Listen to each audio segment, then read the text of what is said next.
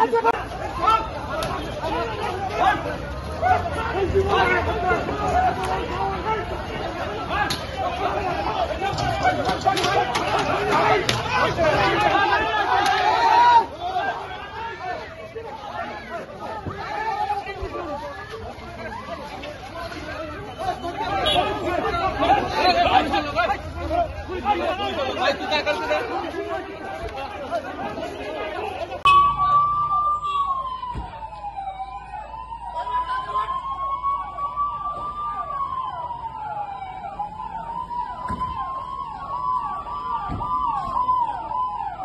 बंगाल विकास मंत्री उदयन गुहा और केंद्रीय गृह राज्य मंत्री निशीथ प्रामाणिक के बीच हुई मारपीट।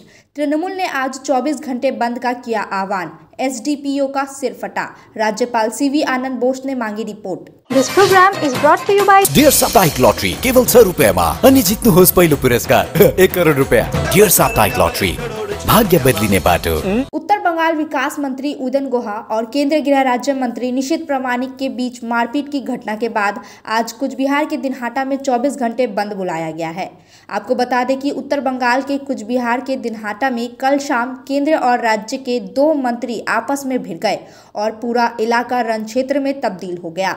इस घटना में परिस्थिति इतनी अनियंत्रित हो गई कि माहौल को शांत करने के लिए पहुंचे दिनहाटा के एसडीपीओ का सिर फट गया। इस घटना के विरोध में तृणमूल ने आज 24 घंटे की हड़ताल का आह्वान किया है।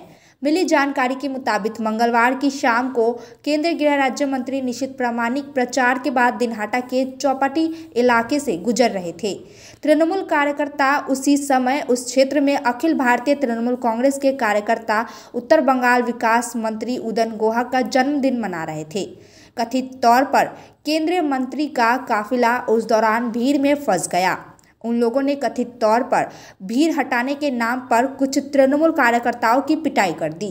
इसके बाद पूरी इलाका रण क्षेत्र में तब्दील हो गया।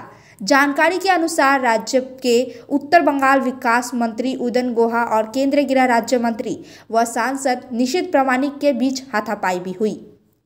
जानकारी के मुताबिक इस घटना में दोनों पक्षों के कई लोग घायल हुए हैं। राज्यपाल सीवी आनंद बोस ने दोनों पक्षों से रिपोर्ट मांगी है। इस घटना के लिए दोनों मंत्रियों ने एक दूसरे को जिम्मेदार ठहराया है। इस घटना को लेकर पश्चिम बंगाल के राज्यपाल सीवी आनंद बोस ने चिंता जाहिर की है और मामले की रिपोर्ट तलब की है। मिनिमाम यदि कोनो गोलमालेर कोनो बिये थाके ताहले बुझताम। आमी चेयरमैनेर बाड़ीते गेছি। চেয়ারম্যানের বাড়িতে ওখানে মারোয়ারি কমিউনিটির যারা দিনহাটার বাসিন্দা তারা ওইখানে আজকে আমাকে জন্মদিনের শুভেচ্ছা জানাবার জন্য ডাক দিয়েছিল। আমি সেইখানে ওখানে গেছি। আমার সাথে একটা গাড়িতে কয়েকটা ছেলে ছিল। এইবার আমার যখন হয়ে গেছে আমি যখন গাড়িতে উঠবো আমার গাড়ি কিন্তু সাহেবগঞ্জের দিকে মুখ করা। সেই অবস্থায় দেখলাম ইয়ের কনভয় আসছে। কেন্দ্রীয় স্বরাষ্ট্র দপ্তরের মন্ত্রীর কনভয় আসছে। সে কনভয় এসছে আবার ওই কনভয়ের থেকে সে মুখ বের করে কি কি সব বলেছে আর আমাদের ছেলেরা কয়েকজন যারা ছিল তারা জয় বাংলা জয় বাংলা, অন্য কোনো কথা না। এইবার ওদের কনভয় এগিয়ে গেল। চৌপতি পেরিয়ে সেই কনভয় হঠাৎ করে দাঁড় করে আমার গাড়ি আমি ঘুরিয়ে নিয়ে যখন এইদিকে আসছি তখন হঠাৎ দেখি গাড়ির থেকে 2 জন মহিলা তারপরে ওদের জেলা সভাপতি সহ কয়েকজন সব মোটা মোটা বাঁশ লাঠি নিয়ে যাকে পারছে পেটাতে শুরু করেছে। এমনকি ইনোসেন্ট পথচারী তাদেরও মারছে। আমার সাথে যে গাড়ি ছিল সেই গাড়ি ভেঙে দিল। আমার সাথে যে আমার পেছনে যে গাড়ি ছিল সেই গাড়িটা ভেঙে দিল। এমনকি কেন্দ্রীয় বাহিনী গাড়ির থেকে নেমে তারা আমাদের দিনহাটা থানার পুলিশ সহ অন্যান্যদেরকে মারতে শুরু করলো। তীর ছুটছে, এই যে তীর আমার হাতে তীর রয়েছে, এই তীর আরো 2টো আছে। সেখান থেকে গাড়ির থেকে ওদের গাড়ির থেকে তীর ছোড়া হচ্ছে, কাটা পাথর ছোড়া হচ্ছে এবং লাঠি নিয়ে আক্রমণ করছে। সে একেবারে তৈরি হয়ে বেরিয়েছে গোলমাল পাকাবার জন্য। এই যে 16টা 17টা এই যে তীর বাবুনদার যাবার মধ্যে রক্তের দাগ। দাঁড়া, 16টা 17টা গাড়ি, এই কি মানে নির্বাচন কমিশনের কি কোনো ভূমিকা আছে? নির্বাচন কমিশন নাকি শুনি যে গাড়ির সংখ্যা বাধা আছে। আমার ভোট ঘোষণা হয়ে যাওয়ার সাথে সাথে আমি আমার গাড়ি চেঞ্জ করে দিলাম, সরকারি গাড়ি চড়ি না। আমার গাড়ির যে পাইলট ভ্যান তারা উপর থেকে বাতি খুলে দিল, বাতি ঢেকে দিল, বাতি জ্বালাচ্ছে না। ওখানে ফ্ল্যাগ, ওদের যে লাল পতাকা লাগানো থাকে পাইলটের, সেটা খুলে দিয়েছে। আর ওর গাড়ির কনভয়ে প্রত্যেকটা গাড়িতে বাতি জ্বলছে। কেন্দ্রীয় প্রতিমন্ত্রী তার গাড়িতে বাতি জ্বলছে, তার সাথে যে গাড়িগুলো রয়েছে তার গাড়িতে বাতি জ্বলছে, সামনে স্টেটের পুলিশের গাড়িতেও বাতি জ্বালিয়ে হুটার চালিয়ে তারা আসছে। আমার গাড়ি, আমরা হুটার চালাই না, আমরা এমসিসি আইন মেনে চলছি। ওর বেলা কি আলাদা সব? এইভাবে প্রভোগ করে গোলমাল পাকিয়ে দিনহাটা শহরে ওরা পায়ের তলার থেকে মাটি সরে গেছে, বুঝতে পেরেছে যে কি সর্বনাশ এবার হবে, সেটাকে একটা গোলমাল পাকিয়ে অন্যদিকে ঘুরিয়ে দেবার চেষ্টা হচ্ছে পরিকল্পিত। আমাদের লোকেরা বারবার কয়েকদিন ধরে বলছে যে নিশ্চয়ই একটা থম মেরে আছে, একটা গোলমাল পাকানোর চেষ্টা হচ্ছে। আজকে তো মনে হচ্ছে যে একদম পরিকল্পিতভাবে গোলমাল করে দিনহাটা, শান্ত দিনহাটাকে অশান্ত করবার চেষ্টা করছে। এই যে তীরগুলো দেখুন, এই তীরগুলো ব্যবহার করেছে। আমাদের 3 জন সিরিয়াসলি ইনজিওর্ড হয়েছে, পুলিশ মার খেয়েছে। কি হচ্ছেটা কি? এবং কয়েকদিন থেকে এখানে ওদের যে নেতা শহরে, তার বাড়ির সামনে গুন্ডারা দাঁড়িয়ে একে ধরছে, তাকে ধরছে, একে মারছে, তাকে মারছে, হেনস্থা করছে। আমরা বারবার এসপি কে বলেছি, কোনো ব্যবস্থা নিচ্ছে না। এরকম অবস্থা হলে পরে কি করে হবে? নির্বাচন কমিশন কি অভিযোগ জানাবেন এই বিষয়ে? আমি রাজ্য পার্টিকে জানাবো, তারা যা করার করবেন। আর একটি চ্যানেল আমি শুনলাম যে দেখাচ্ছে যে আমি পুলিশের সাথে ধস্তাধস্তি করছি। ও তো কেন্দ্রীয় বাহিনী, ওরা নেমে এসে লাঠি চার্জ করতে নিচ্ছে, একে মারছে, ওকে ধাক্কা দিচ্ছে। আমি বাধ্য হয়ে এগিয়ে গিয়েও ওই ওদের ঢালকে ঠেলে দিয়ে বলছি যে আপনি এখানে আসছেন কেন? আপনি কেন? আপনি কে?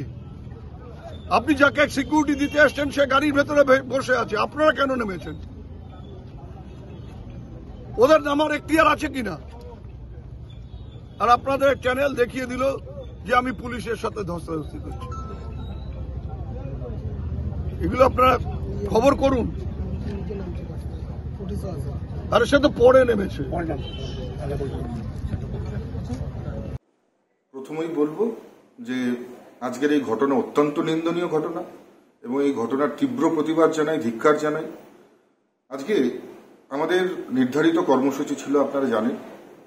আমাদের নির্ধারিত কর্মসূচি অনুযায়ী আমরা বিভিন্ন জায়গায় আমরা জনসংযোগ কার্যক্রম করি এবং জনসংযোগ করে ফেরার পথে আমরা একটা প্রোগ্রামের পাশ দিয়ে আসছিলাম, যেখানে তৃণমূল কংগ্রেসের কিছু ছোট একটা কোনো কার্যক্রম বা প্রোগ্রাম হচ্ছিল। কিন্তু হঠাৎ অতর্কিত সেই প্রোগ্রাম থেকে আমাদের গাড়িতে পাথর ছুটে আসতে থাকে এবং একের পর এক পাথর, সেখানে ধারালো অস্ত্র দিয়ে আঘাত এবং আগ্নেয়াস্ত্র তারা হাতে উঠিয়ে বারবার কিন্তু সেখানে এসে হুমকি প্রদর্শন করতে থাকে। আমার কনভয়টা তখন অনেকটা এগিয়ে গেছে, ঠিক পেছনের দিকে এই আক্রমণ চলছিল এবং আমার যে গাড়ি, সেই গাড়িতেও আঘাত লেগেছে, সেই গাড়ির কাছেও আঘাত লেগেছে, যদিও বুলেট প্রুফ গাড়ি বলে কিছু হয়নি। কিন্তু এই ধরনের ঘটনা, দিনহাটার বুকে এই ধরনের ঘটনা, আমি বলবো এটা অত্যন্ত লজ্জার। এবং এর জন্য দিনহাটার যে একেবারে আপনারা জানেন যে বিধায়ক, যিনি বারবার মানুষকে হুমকি প্রদর্শন করেন, আজকে দেখা যায় যখন আমাদের কর্মীর গাড়ি ভাঙছিল সেই সময় আমি এবং জেলা সভাপতি গাড়ি থেকে নামি এবং সেখানে দেখি জেলা সভাপতিরও মাথায় ঢিল লাগে, তার চোখে লেগেছে। এবং একটাই কথা বলবো যে উদয়ন গুহ, তার গুন্ডা, তার যে সন্ত্রাসকারী যারা ছিল তৃণমূল কংগ্রেসের, তাদেরকে নিয়ে এগোতে থাকে এবং আমাদের কর্মীর উপর আঘাত করতে থাকে। এটা সত্যি ভাবতে অবাক লাগে যে একজন জনপ্রতিনিধি হয়ে এইভাবে প্রকাশ্য গুন্ডামো করা, এটা মেনে নেওয়া যায় না। আজকে যখন আমরা আজকের ঘটনা দেখেছি যে উদয়ন গুহর একেবারে সাগরের বিশুধর, তিনি চওড়াহাটে ব্যবসায়ীদের আঙ্গুল উঁচিয়ে হুমকি দিচ্ছে, বলছে সোজা আঙ্গুলে ঘি না উঠলে আঙ্গুল বাঁকা করবে। ভাবা যায় এটা? একজন বয়স্ক মানুষ তিনি বাজারে ঢুকে এই ধরনের হুমকি দিচ্ছে, ব্যবসায়ীদের হুমকি দিচ্ছে। আজকে আগামীকাল আপনারা জানেন হোলির উৎসব রয়েছে, সমস্ত যারা দিনহাটার মারোয়াড়িরা রয়েছেন সব মারোয়াড়ি কমিউনিটির লোকেরা আগামীকাল হোলি উৎসব পালন করবেন। আর আজকে বন্ধ ডাকলেন। একে তো আমার কনভয়ের উপর আক্রমণ, তার উপর মারোয়াড়িরা যাতে আগামীকাল অনুষ্ঠান করতে না পারে তাদের হোলি, সেই জন্য বন্ধ ডেকে দিলেন। কিছুদিন আগে দিনহাটার সমস্ত মারোয়াড়িদের এই উদয়ন গুহ তিনি বলেছেন যে মারোয়াড়িরা বিজেপিকে ভোট দেয়, তাই হিন্দিভাষী যারা রয়েছে, যারা মারোয়ারি রয়েছে দিনহাটার, যারা জৈন সমাজের রয়েছে, তাদেরকে হুমকি প্রদর্শন করেছেন যে তাদেরকে ভোট দিতে না করেছে। এটা কোন ধরনের রাজনীতি? এই রাজনীতি কোন ধরনের? আজকে যেখানে আমরা বারবার বলছি, এবং আমি যখন নমিনেশন পেয়েছি, নমিনেশন পেয়ে এসে আমি সমস্ত দলের কাছে প্রথম আবেদন জানিয়েছিলাম যে আসুন আমরা সবাই মিলে সৌজন্যতার রাজনীতি করি, আমরা সবাই মিলে গণতন্ত্রের এই মহোৎসবে আমরা সবাই মিলে উৎসবের মতন পালন করি, যাতে মানুষ প্রত্যেকের গণতান্ত্রিক অধিকার প্রয়োগ করতে পারে। আর সেখানে এই ধরনের একটা ঘটনা, আমি বলবো এর থেকে জঘন্য ঘটনা হতেই পারে না। এবং উদয়ন গুহ কিভাবে হুমকি প্রদর্শন করেন, টিভিতে দেন, মিডিয়াতে দেন, এখন প্রকাশ্যে তার দাঁত নখ বেরিয়ে যাচ্ছে। কিছু মঞ্চ থেকে তিনি বলেছেন তার নাকি আর চাকরি থাকবে না, অর্থাৎ চাকরি বাঁচানোর জন্য, হেরে গেলে চাকরি থাকবে না, তাই তার চাকরি বাঁচানোর জন্য যদি দিনহাটায় বা কুচবিহারে তৃণমূলের লোকসভাপতি হেরে যায়, নিশ্চিতভাবে হারবেই, তাহলে ওনার চাকরি থাকবে না, এটা বারবার উনি মঞ্চ থেকে বলছেন। কতটা ভয়, কতটা আতঙ্ক, কতটা চেয়ারের প্রতি লোভ, কতটা তার পদের প্রতি লোভ। আর সেই লোভ থেকেই আজকে একেবারে রাস্তায় নেমে এই ধরনের গুন্ডামি করছে, দাঁত নখ বেরিয়ে আসছে, প্রাণ নিতে উপক্রম হচ্ছে। সত্যি খুব অবাক লাগছে। নিশ্চয়ই সাধারণ মানুষ এটা দেখছে, এর বিচার করবে। सिलीगुड़ी के सालबाड़ी में घर हो अपना, क्या आपका भी है ये सपना?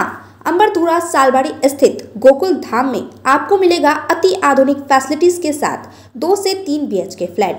यहाँ आपको मिलेगा थीम्ड लैंडस्केप से लेकर open amphi theatre, kids play area, senior citizen area, walking lawn, rooftop sitting area और भी सुविधाओं से लेकर शानदार अपार्टमेंट तक। पंचनई गोकुल धाम शहर के सभी हिस्सों, स्कूल, कॉलेज, अस्पताल, railway station, airport, shopping mall जैसी जरूरी स्थानों तक आसान पहुंच। कॉल करें 9755420000 पर और बुक करें अपना 2 या 3 BHK अपार्टमेंट। लग्जरी की सर्वोत्तम ठिकाना गोकुल धाम में है।